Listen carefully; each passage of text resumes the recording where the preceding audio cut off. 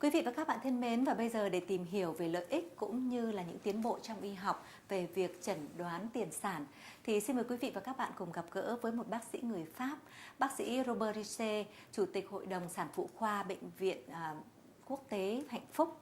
Lại luôn, sorry. No, take your time.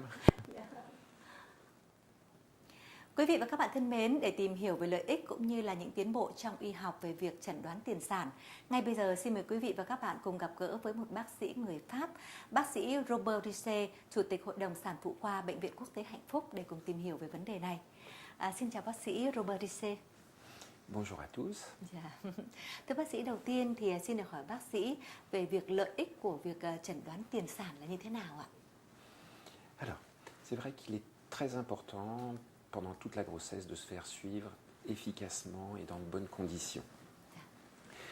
Le but de toutes ces consultations, de tous les tests que l'on va vous demander pendant la grossesse ont un but très particulier, en fait, c'est que la maman et le bébé, à la fin, c'est-à-dire à l'accouchement, soient en très bonne santé. Alors, il y a des tests relatifs à la mère, à la maman, donc lors de certaines consultations, on pratique certains tests que pour la maman, c'est-à-dire par exemple on vous prendra la tension pour détecter une hypertension, un risque d'éclampsie, on vous mesurera pendant la grossesse la longueur de votre col, on examinera votre col pour voir s'il est mou, s'il est tonique, s'il est long, s'il est court, s'il est ouvert, pour voir un risque de prématurité, et en même temps on essaiera d'évaluer toutes les pathologies que la maman peut avoir pour essayer de prévenir.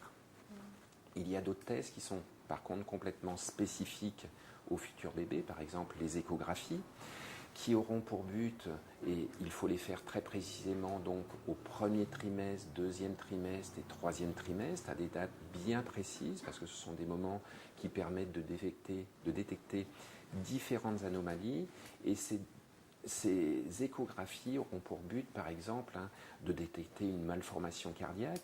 Et s'il y a malformation cardiaque, la prise en charge du bébé sera donc efficace, c'est-à-dire qu'un chirurgien cardiaque pourra être présent le jour de l'accouchement pour que la prise en charge du bébé soit parfaite. Donc tous les examens que l'on vous demandera, en fait, c'est pour essayer de prévenir et de guérir dans 99% tous les problèmes qui pourraient être récurrents à votre grossesse. À Hanfouc, on propose également un test qui est très important, qui se passe en début de grossesse, vers la 11e semaine. C'est ce qu'on appelle l'Oscar test, qui se passe donc dans notre clinique Oscar, et qui, lui, ce test, c'est un test relativement global, qui a pour but de prévenir certaines complications. Donc lors de ce test, non seulement on aura un premier test pour évaluer le risque de trisomie, de Down syndrome, et à côté de cette détection du risque pour cette trisomie, on effectuera aussi d'autres tests sanguins qui permettront d'évaluer un risque concernant la prématurité, l'éclampsie, le diabète, la mort in utero, et après ce test, on va pouvoir établir un score qui pourra vous placer dans une fourchette de high risk ou non high risk pour la grossesse. Donc ça permettra pour les médecins de pouvoir avoir un suivi plus complet et plus pointu justement sur cette grossesse. Thưa bác sĩ, một trong những khuyết tật bẩm sinh ở trẻ đó chính là khuyết tật do nhiễm sắc thể là điều mà các thai phụ rất là lo lắng. Vậy thì cái xét nghiệm này cần được tiến hành vào thời điểm nào và tiến hành ra sao ạ? Alors, il est sûr que pendant la grossesse, le gros stress des parents, et notamment en début de grossesse, ou même pendant toute la grossesse, est le risque de malformation chromosomique, et notamment le risque de trisomie 21, qui est en fait le risque d'anomalie le plus fréquent pendant la grossesse. Alors, pour ceci, dès la 11e semaine, entre 11 et 13 semaines, on vous proposera un test de dépistage de cette anomalie chromosomique en réalisant, et ça il faut bien le faire dans le bon timing, entre donc 11 et 13 semaines comme je viens de vous le dire, donc non seulement une mesure de la nuque du bébé par échographie, et d'autre part un test sanguin pour la maman qui va évaluer en fait, qui va mesurer en fait les taux de bêta-HCG et de PAPI, qui tous ces résultats, donc la nuque, les tests sanguins et l'âge maternel, vont être intégrés dans un programme informatique et qui vont vous évaluer un risque. À la réception des résultats, vous allez être classé à risque ou non à risque. Si vous êtes classé dans le groupe à risque, ça ne veut pas, et surtout ça ne veut pas dire que votre bébé est trisomique, mais ça veut dire qu'il faut continuer dans les investigations, et à ce moment-là, on vous proposera des tests non pas diagnostiques, des tests de dépistage, mais un test diagnostique. Un diagnostic qui se fera de façon, en fait, pour s'assurer à 100% que votre bébé, oui ou non, est trisomique. Pour ceci, on vous proposera soit une amniosynthèse, qui est le test le plus courant, soit la CVS, qui est beaucoup plus, on va dire, intime. Et enfin, il y a un nouveau test qui est fabuleux, qui est le NIPT, ce qui veut dire en fait Non-Invasive Prenatal Test. Thưa bác sĩ vừa nhắc đến một xét nghiệm có tên là Harmony, thì được biết là cái xét nghiệm này có cái tỷ lệ thành công lên đến 99%. Vậy thì cái xét nghiệm này có gì khác so với lại việc chọc ối hay là sinh thiết gai nhau, là những cái kỹ thuật mà đang được áp dụng phổ biến hiện nay ạ? Okay. So, avant de vous parler du NIPT ou de l'harmony test, qui est vraiment le must des tests, je vais vous décrire les différents tests qui peuvent être proposés quand justement vous appartenez à ce groupe à risque, ou que pour des raisons psychologiques, familiales ou d'histoire d'intérêt pratique, vous décidez d'aller vers ces tests de certitude pouvant confirmer à 100% oui ou non si l'enfant peut être trisomique ou non. Alors le premier test que tout le monde connaît, c'est l'amniosynthèse. Alors c'est un test très connu, de pratique très courante, qui peut se pratiquer à partir de la 16e semaine jusqu'à 35-36 semaines. Ce test consiste, sous échographie, de récupérer du liquide amniotique directement dans la poche amniotique. Les résultats concernant donc la trisomie 21, la trisomie 18 et la trisomie 13 viendront en 5 à 7 jours, ce qui est très bien, mais par contre, pour obtenir un cariotype complet, il faudra attendre minimum 3 semaines, voire 1 mois. Alors ce test a un énorme, disons, une énorme complication qui peut suivre ce test, c'est donc la fausse couche tardive. Et c'est quelque chose qui est peut-être dramatique, parce que quand on fait ce type de geste, ce geste est fait pour un pourcentage très faible de risque d'anomalie. Et en fait, malheureusement, quand la fausse couche se produit ou quand l'accouchement prématuré se réalise à 18, 19, 20 semaines, c'est terrible parce que vous pouvez perdre votre enfant.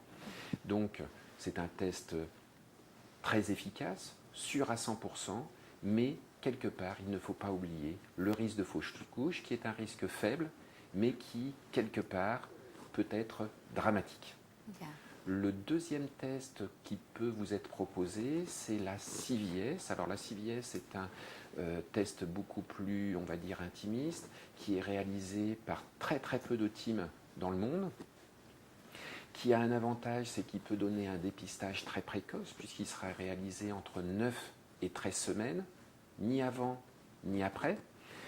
Les résultats sont très rapides, en 3 à 5 jours. Alors ça a un énorme avantage quand on est presque sûr à 100% de la malformation. Dans ces cas-là, il ne faut pas hésiter à passer directement par ce test. Mais son énorme inconvénient, c'est qu'il y a très peu de teams au Vietnam et même dans le monde qui sont capables de faire cette procédure. Et d'autre part, le risque de fausse couche est quand même très important. Donc là, je viens de vous présenter en fait les deux principaux et on va dire communs tests qui se réalisent un peu partout dans le monde et notamment au Vietnam et qui sont en fait la base de la détection de la trisomie 21 mais qui ont cet inconvénient de pouvoir, qui sont, donc on va dire, invasifs, avec un risque de complications, même si ce risque est tout petit, c'est un risque, et donc le risque de fausse couche est quelque part non acceptable. En ce qui concerne, maintenant, je vais vous parler de l'harmonie test, donc du NIPT test. Alors, comme son nom l'indique, c'est un test non invasif. C'est un test qui se fait par une simple prise de sang chez la maman. Donc, pas de risque pour le bébé, pas de risque pour la maman. En fait, ce test consiste à faire une analyse des cellules fétales circulantes dans le sang maternel. C'est une analyse précise, sûre. Par contre, les seuls défects chromosomiques seront liés seulement aux chromosomes 21, 18 et 13. Les résultats reviennent rapidement, puisque on a les résultats en 1 semaine à 10 jours, donc c'est très bien. C'est un test qui va pouvoir se faire dès la 10e semaine jusqu'à 36-37 semaines, mais avec d'autres inconvénients. Et le dernier point, qui est quand même non négligeable, malheureusement pour l'instant c'est un test cher, puisque c'est une nouvelle technique et qui malheureusement, le prélèvement doit être envoyé aux États-Unis. Donc un coût important, mais qui est complètement safe, et ça c'est quand même très appréciable. Non seulement appréciable, mais c'est le majeur. Thưa bác sĩ, đối với những thai được thụ tinh nhân tạo, song thai hay là đa thai thì liệu có thể áp dụng được cái hình thức Harmony mà bác sĩ vừa chia sẻ không ạ? Alors, en ce qui concerne donc les grossesses IVF ou les grossesses multiples, je pense que ce test a encore plus d'importance. Car quand vous avez fait une IVF, c'est un bébé encore plus précieux. Hein. Tous les bébés sont précieux, mais un IVF baby est encore plus précieux parce que ça a pris du temps, ça a été difficile pour être enceinte. Donc je crois que pour l'IVF, on ne devrait plus prendre ce risque de faire une amniosynthèse ou une CVS et on devrait vraiment faire le NIPT. Et en ce qui concerne les grossesses multiples, alors on va parler des jumeaux et des triplés maximum puisque après c'est pas raisonnable. En ce qui concerne les risques de fausse couche sur une grossesse double ou sur une grossesse triple, en sachant qu'il faut piquer plusieurs fois pour une amniosynthèse, en sachant que pour la CVS c'est la même chose. Même chose, l'harmonie test, le NIPT test est vraiment le test qui devrait s'appliquer et qui devrait être le test de référence. Yeah. Và cuối cùng thì xin được hỏi bác sĩ rằng muốn có được một kết quả xét nghiệm Harmony tốt cũng như là chẩn đoán tiền sản chính xác thì thai phụ cần phải lưu ý điều gì ạ? Alors, c'est vrai que le NIPT test ou le Harmony test, contrairement à la CVS et à la myosynthèse, n'est pas un test sûr à 100%. Son pourcentage est de 99%. Ça, c'est sûr. Donc, ce n'est pas exactement les mêmes pourcentages puisque ce n'est pas un test de certitude, puisque seuls les tests à 100% sont des tests de certitude. Donc, 99%, ça peut paraître avec toujours une petite incertitude. Mais pour cet NIPT, il y a une chose essentielle, c'est-à-dire que il n'y a pas ce qu'on appelle de faux négatifs, donc ça veut dire que quand on vous répond « votre enfant n'est pas trisomique », ça veut dire qu'il n'est pas trisomique. Donc il n'y a pas de faux négatifs, donc quand on vous dit « non, c'est pas une trisomie », ça veut à 100% c'est non, et ça ne veut pas dire, et ça veut dire que l'enfant n'est pas trisomique. En ce qui concerne ma pratique, depuis que cet Harmony test existe et depuis qu'on peut donc référer ces blood tests aux États-Unis par l'intermédiaire de notre laboratoire, eh bien ça fait maintenant plus de 2 ans, enfin 1 an et demi, que je n'ai plus fait d'amniosynthèse. Donc c'est vraiment une révolution parce qu'il n'y a pas de faux négatifs, le résultat est à 99%, donc c'est fabuleux. Yeah. Merci. Cuối cùng thì xin chân thành cảm ơn những chia sẻ của bác sĩ. Merci.